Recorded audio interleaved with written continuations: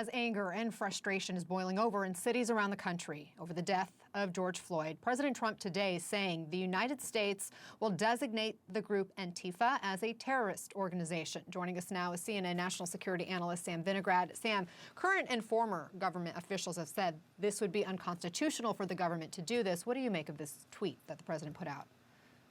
Well, Anna, I view this simply as a campaign message and not a policy statement. This isn't the first time that President Trump has gifted himself powers that he doesn't have. But if he was actually interested in doing anything other than slinging political red meat, he'd get his facts and his laws straight.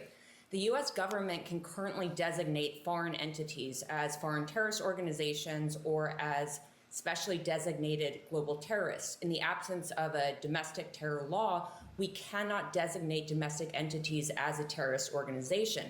But more broadly, Anna, there are a variety of actors, both foreign and domestic, seeking to pervert these protests to achieve their own priorities.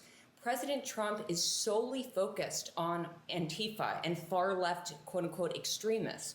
He has been silent on far-right extremists that are working to pervert these protests, as well as the foreign actors that are hard at work using influence operations for the same purpose. What can be done about it, Sam? Well, at a minimum, we can stop amplifying the president's tweets. His tweets are prime content for manipulation by foreign adversaries like China and Russia because they are misinformation, disinformation, they spread divisions, and they spread chaos. And more broadly, each and every one of us has to pay really close attention right now to what we're seeing, what we're tweeting, and what we're reading. Russia has a long history of stoking divisions here in the United States. We saw that in the run-up to the 2016 election.